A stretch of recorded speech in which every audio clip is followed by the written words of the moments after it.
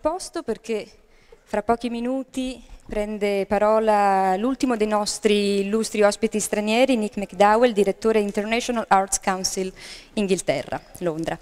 Quindi prendiamo posto cortesemente, così rispettiamo la ricca scaletta di questa prima giornata del forum. Ricordo che subito a seguire, dopo l'intervento di Nick McDowell, abbiamo la relazione del primo gruppo di tavoli di lavoro, i tavoli dell'area, della macro area F, formazione, con il coordinamento di Anna Daneri. Ma allora direi quindi di non perdere tempo, allora iniziamo subito, prego allora di prendere posto e lascio parola appunto a Nick McDowell, direttore responsabile dell'area internazionale londinese dell'Arts Council. E il suo intervento verterà sul rapporto fra arte e politica, un rapporto di reciproche aree di competenza, di questa distanza di un braccio, arm's length, no? Questa distanza di sicurezza potremmo dire fra le due. Ricordiamo solo che nel 2008 appunto è stato nominato direttore dell'area internazionale dell'International Arts Council d'Inghilterra, che vanta una lunga e davvero prestigiosa esperienza nel settore dell'editoria, oltre che essere insegnante, giornalista e scrittore. Allora lascio parola e chiedo un applauso per Nick McDowell. Grazie. Thank you very much. Good afternoon, buonasera, good evening. So my name is Nick McDowell and I'm Director for International at Arts Council England. Thank you for inviting me to Prato to speak about my organization and the arts funding model that we operate in England. So here's a brief outline of the areas I plan to cover. A brief history of my organization, the Arts Council, who we are today, our 10-year strategy, our current investment in arts and culture, and then going back a little bit and talking about the way that we've invested in arts and culture over the last 15 years. Relationships between national and local government, and coming towards the end, the holistic model for the impact of the arts and our international activity with partners. So first of all, a little bit of history. In 1940, the Committee for the Encouragement of Music and the Arts was set up. The Arts Council was founded in 1946 to replace this body by the economist John Maynard Keynes. At that point, the Arts Council funded 46 organizations. As the Arts Council's first chairman, Keynes used his influence in government to secure a high level of funding, establishing the principle of an arm's length relationship between the UK arts policy and the government of the day. After Keynes's death, government funding was reduced, but the Arts Council received wide recognition for its contribution to the Festival of Britain in 1951, thanks to its new chairman, the now noted art historian Sir Kenneth Clarke. By 1975, the Arts Council was supporting 262 organizations. So the Arts Council of Great Britain was divided in 1994 to form the Arts Councils of England, Scotland, Wales and Northern Ireland. At the same time, the National Lottery was established and the Arts Council of England became one of its distributing bodies. So the Arts Council held national sway and worked in collaboration with 10 autonomous regional arts boards. In 2002, these organizations were merged into a single organization, Arts Council England, combining national impact and influence with government on the one hand and regional representation across the country on the other. With the breakup of another agency, the Museums, Libraries and Archives Council, Arts Council England took on responsibility in 2011 for the strategic development of the library network and the funding and development of non-national museums. In 2012, we took on responsibility for funding and developing music education from the Department of Education. So the current ministerial department to which the Arts Council reports and from which it receives funding is the Department for Culture, Media and Sport, which was established in 1997. Since the year 2000, the department's responsibilities have expanded to include digital economy and the creative industries. So, as I was saying, we're sponsored by the Department for Media, Culture and Sport, but we sit at arm's length from government. the arm's length principle creates a distance between government policy and the arts sector. This can protect artists and arts organizations from what could be seen as government interference, but at the same time it protects politicians from direct lobbying from arts organizations. The length of this arm gets shorter or longer depending on who is in power. But we have one important piece of history on our side. The arm's length principle was enshrined in the Royal Charter by which the Arts Council was established, and I quote the words from the Charter: "To encourage the best British national arts everywhere, and to do it as far as possible by supporting others rather than by setting up state monopolies." But being at arm's length does not mean that the Arts Council can disregard the health of the body politic. We cannot hope to be infused with public funding unless we take intelligent account of the prevailing political mood and attend to the priorities of the governing party. So, over the last 5 years, part of our focus has been on a number of areas which the coalition government and then the Conservatives have come to hold dear. Things like fostering financial resilience and fundraising expertise in our organizations, contributing to the creative industry's export push, using the arts to encourage tourism and inward investment, and more recently looking at how the arts can present Britain abroad in a positive light. Okay, so we have 440 staff situated across 9 regional locations. For administrative purposes, we divide the country into 5 areas: the North, the Midlands, the Southwest, the Southeast, and London. Arts Council is governed by a non-executive board called the National Council, which is made up of 14 members who are charitable trustees. Members are appointed by the Secretary of State for Culture, Media and Sport. Council members are usually appointed for 4 years and may be reappointed for a further term of 4 years. Our current chair is Sir Peter Bazalgette, who is the former Chief Creative Officer of a television company, Endemol, and the former chair of the Board of Trustees for English National Opera. The National Council meets at least three times a year. There are also area councils which decide on area strategies, priorities and investment. And the chairs of the 5 area councils all sit on the National Council. So at governance as well as executive level, we have a national strategic body with regional representation. We operate a kind of matrix model of management and collaboration. An executive board of 5, led by our chief executive, is supported by a group of 23 directors who lead for a region of the country on the one hand and an art form or discipline on the other. You might say that each of us does 2 jobs at once. So, for example, I hold responsibility in London for a team that works with dance and literature and libraries and festivals, alongside my national lead for international working. So, as one of your colleagues was mentioning earlier, we have a 10-year strategy. It was launched in 2010, refreshed last year, and runs through till 2020. It's called Great Art and Culture for Everyone. We spent 2 years consulting with the arts sector to agree these 5 strategic goals.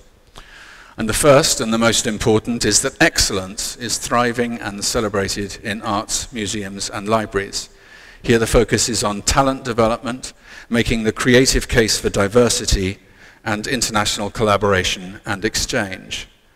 The second goal is that everyone has the opportunity to experience and be inspired by the arts.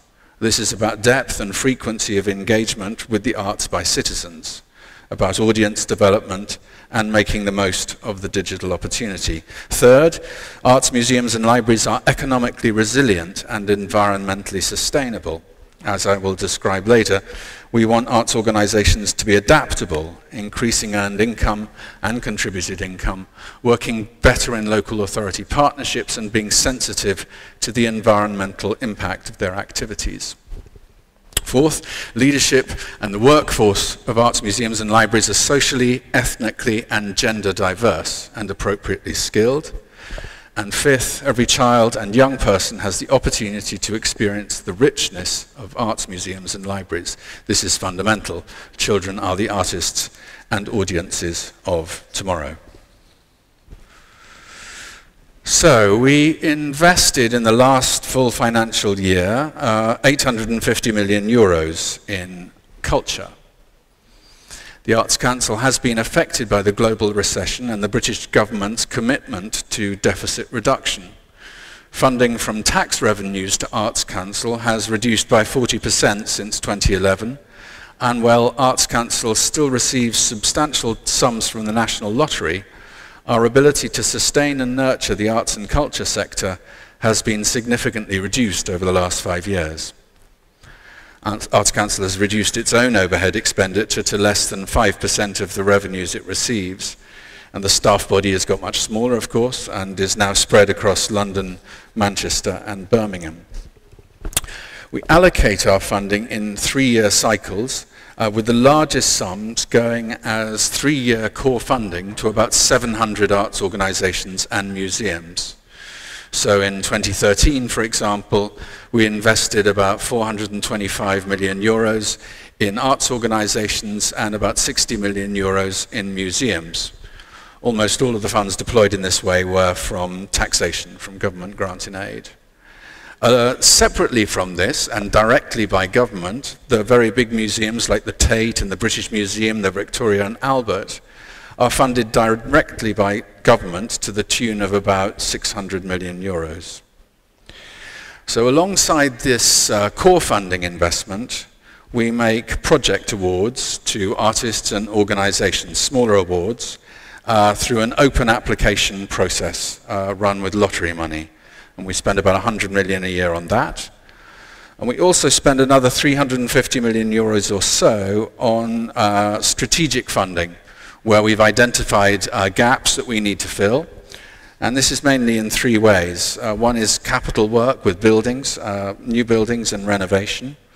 A second is strategic touring, so that the very best work that is often going on in the capital city in London can get around the country. And another program called Creative People and Places, which supports arts activity in areas of social deprivation and where engagement in the arts is very low. So this slide shows the relative investment in the different art forms over a 3-year period. Probably quite hard to see, I apologize, but just to give you an indication, about 12% of our money goes to the visual arts, and 7% to the museums we fund.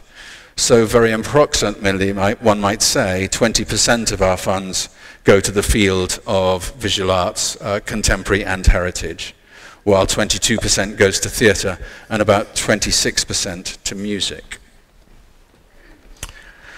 Opera and ballet, in the form of major institutions like the Royal Opera House, English National Opera and Ballet, and Opera North, command major subsidies. 20% of the organisations we support receive 80% of our regular funding. In this era of recession and deficit reduction, it has been much harder to strike the balance between bringing in new organisations and making sure that more established galleries and companies can survive. In the field of visual arts, some of the major exhibition spaces like the Hayward, the Whitechapel and the Serpentine in London, or Yorkshire Sculpture Park, are funded by the Arts Council, while others like the Tate receive their subsidy direct from government. Arts Council funding in the visual arts focuses on contemporary work, nurturing the talents of artists as they develop, and bringing work by living artists to new audiences. Our museums often include art galleries and make a complementary offering of heritage work in painting, sculpture, and the plastic arts. In 2001, Chris Smith, now Lord Smith, became our first Secretary of State for Culture. He revolutionized public engagement in the arts in England by making our national museums free to entry to everybody. Visitor figures increased by 150% over the following decade, with the result that over half of English adults visited a museum or gallery in 2011 to 12, and the quality and accessibility of places like the British Museum, Tate Modern and the V&A have proved major tourist destinations for visitors from all over the world. We have a slight fear that the way things are going at the moment, the museums might be asked to charge again, but we hope not. The whole museum sector has had a major impact on local and national economies.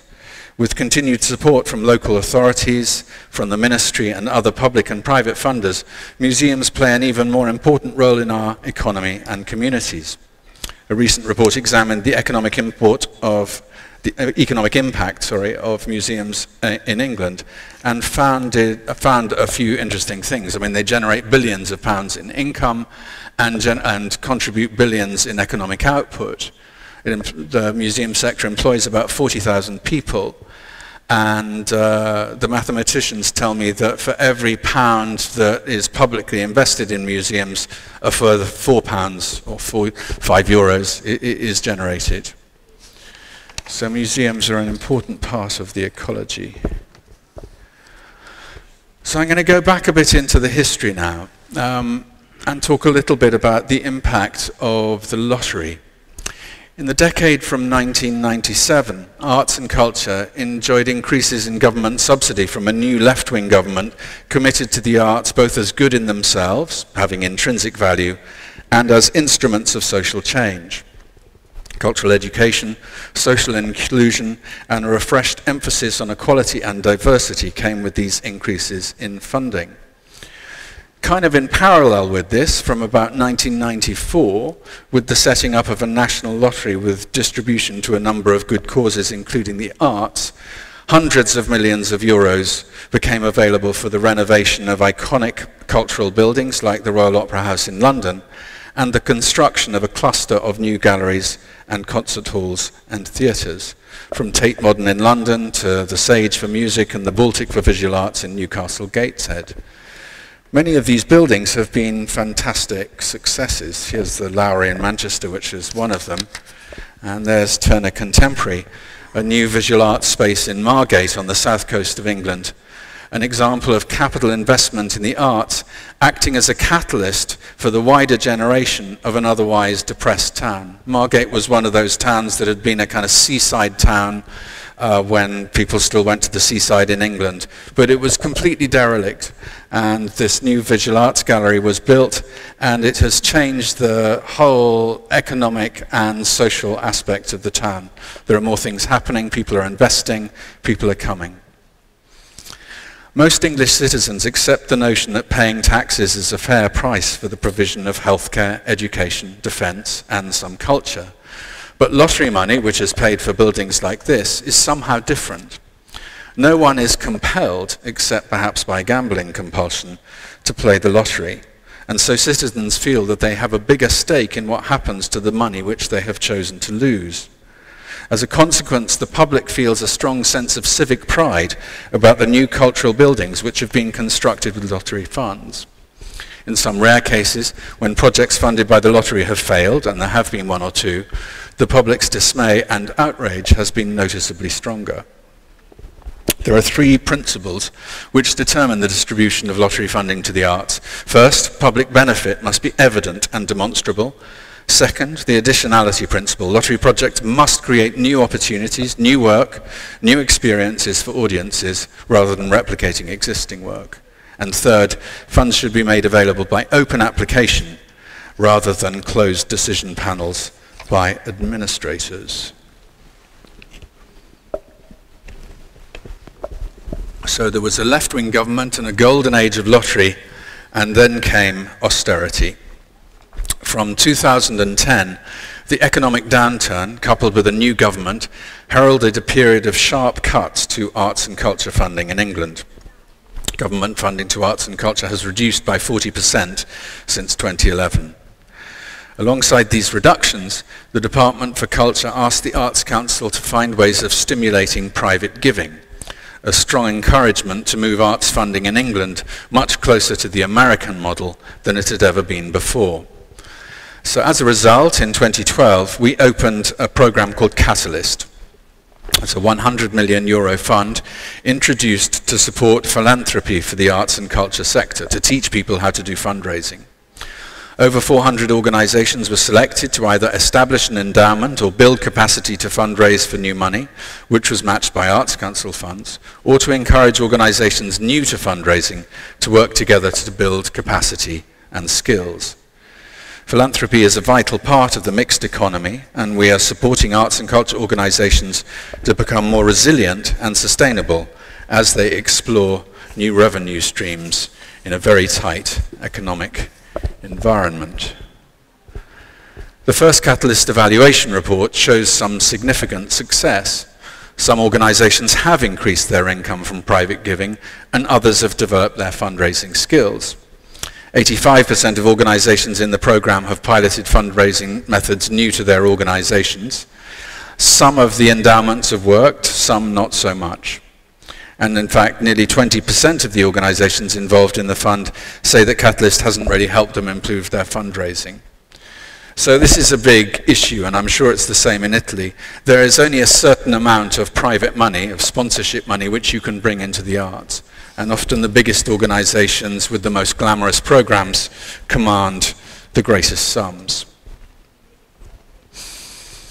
So this graph shows how the picture has changed. In England, we talk about a funding model called the three-legged stool. So you have public subsidy, earned income, and money you find from other sources. But if you take one of these stools away, one of these legs of the stool away, the stool collapses. So we try and find this balance between the yellow here, which is Arts Council subsidy, the big greenish or bluish color, which is earned income, the 47, 50, 52, and the orange, which is local authority money, and the turquoise, which is money raised from fundraising. So you see over time, as government subsidy gets smaller, earned income increases, 47, 50, 52, and at the same time, money coming from philanthropy is increasing as well, but more modestly, from 10 to 11 to 12%. Another way of looking at this is to say that the 850 million euros that is invested in the arts generates a further 2 billion euros of revenue into arts organizations with all the jobs and economic activity which follows. And of course, that's an argument that we use with government when we're asking for more money. So I love this picture. I don't know if people know this work by Theaster Gates. It has always been the case that there is a concentration of arts activity and therefore arts funding in London. Our capital city is also a world city which attracts artistic talent and audiences from across the globe. However, half of arts funding going to one area of the country can seem very unfair when looked at from the north or the west of England. As a result of an independent report and a government select committee inquiry, Arts Council is now working to increase the amount of artistic provision and funding outside London, while at the same time doing everything it can to protect the vibrant creative ecology in the capital. This is no easy matter, and an example where, if we did not choose to take the hint and move the money away from the capital, government would probably have compelled us to do so. So despite this arm's length, there is a kind of dance between what the government would like to see happen and how we choose to respond. It's a balancing act.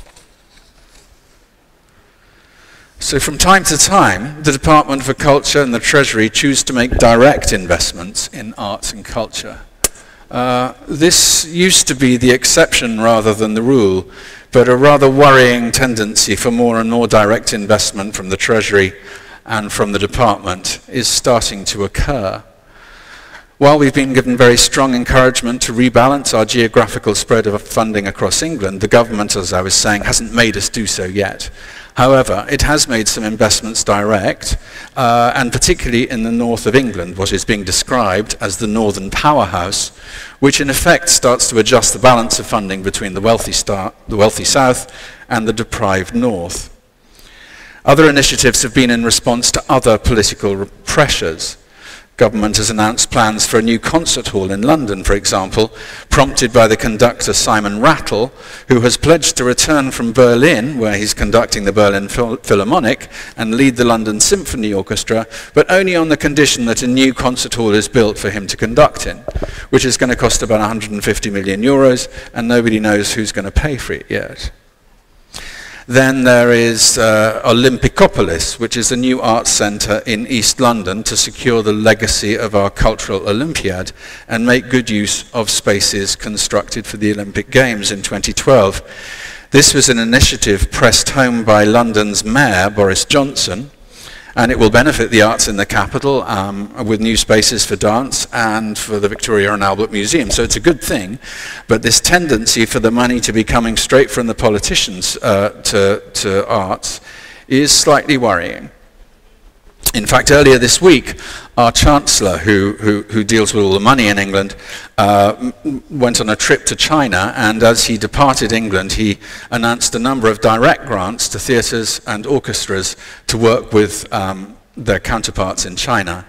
And he sees cultural exchange as an important prelude to trade and diplomatic relationships. Okay.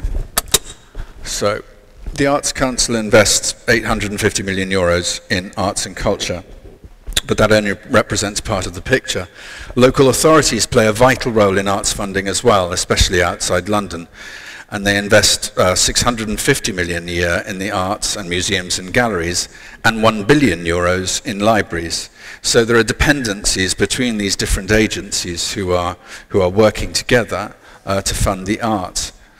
Our partnerships with local authorities are vital to the health of the arts ecology. While Arts Council funding has been reducing over the last 5 years, the reduction in funds to local authorities is even more pronounced and looks likely to continue that way.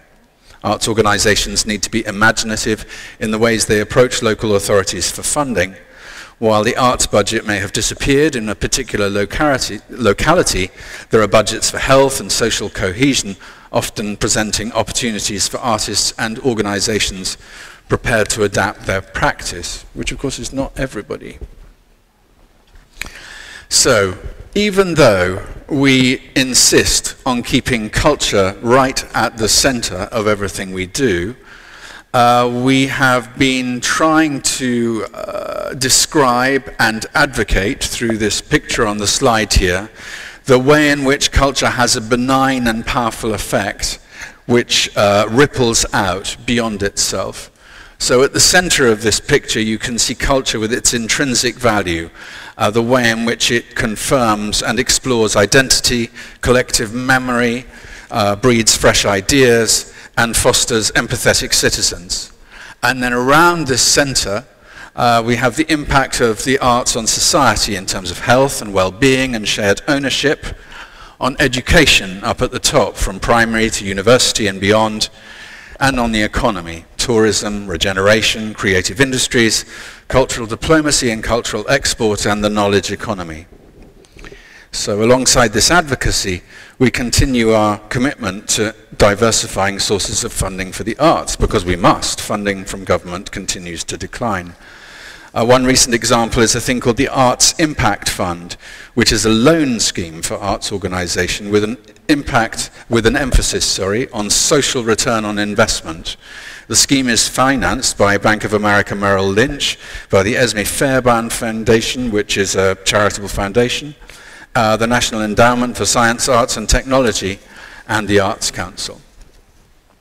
Our chair, Sir Peter Bazalgette, has said that while it's entirely healthy that the arts should diversify its revenue, we currently have a pressing need to continue to make the best possible case to government for the maintenance of public funding in an era of austerity.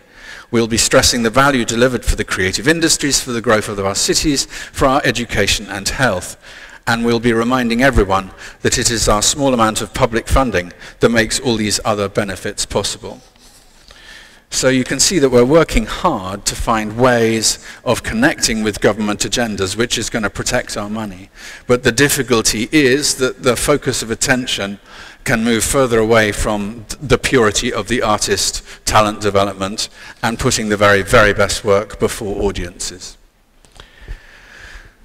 The subsidised arts and culture sector is an important part of the wider creative industries in England and in Italy, I know too.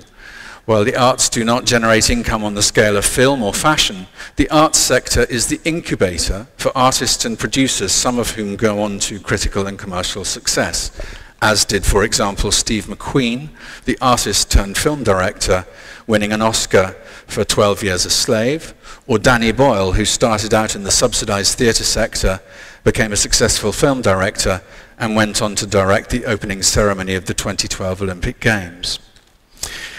In another example, at the Tony Awards in New York earlier this year, about half of the awards went to British actors and productions, much to the Americans' irritation, most notably The Curious Incident of the Dog in the Nighttime, a play developed at the National Theatre in London with public subsidy. The play has gone on to commercial success on Broadway and hence contributed to the financial resilience of our theatre sector and reminded politicians of the power the arts have to build the creative economy. But at the heart of this is experimentation with public subsidy with no thought of whether the work is going to make money or not. This is the argument that we keep making. You must provide public subsidy to allow artists to experiment, to make work which might fail. And every now and then, if you allow that, you will have works which will go on and make tremendous commercial successes. So we're now working more closely with UK Trade and Investment, a government body which seeks to stimulate international commercial opportunities across all industries, including the creative industries from music promotion, film promotion, to the international touring of museum shows. Another example of Arts Council striking the balance between responding to the policies of government and to the needs of the arts sector is the work we have been doing to fund and promote international collaboration, cultural export and exchange. So international collaboration plays a very important role in talent development and the cultivation of excellence. It's also helped many of our organizations to develop more resilient business models and contribute to the creative industry's export agenda. Our symphony orchestras tour the world. The London Symphony Orchestra was recently in China, for example. And with the income they generate overseas, they can afford to pay their players and give less well-paid performances outside London. The same is true of many of our contemporary choreographer-led companies like Akram Khan and Hofesh Shekhter. And in the visual arts, as you know, talent development and the marketplace are truly global, from Venice Biennale to the Liverpool Biennial, Art Miami, Basel, Documenta, Frieze, and so on.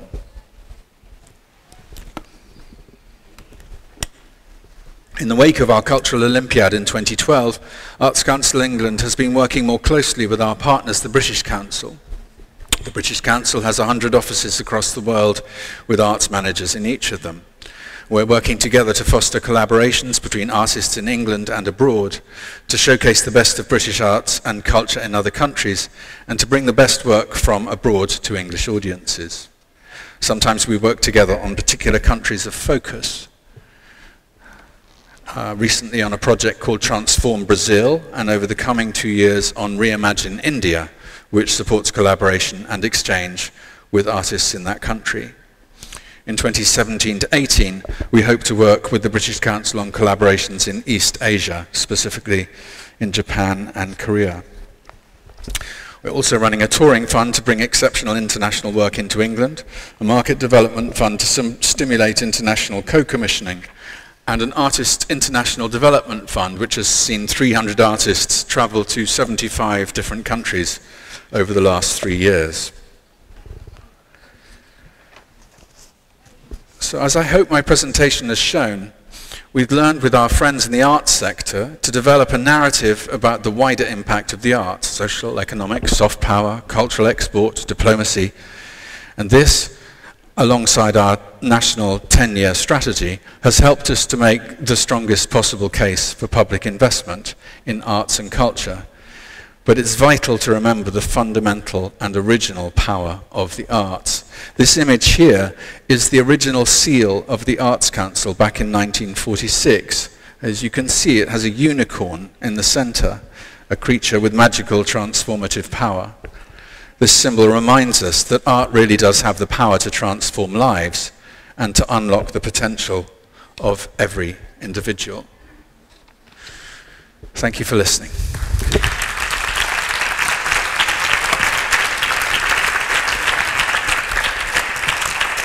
Bene, allora ringraziamo ancora, thank you so much. Ringraziamo Nick McDowell davvero per il suo intervento così prezioso.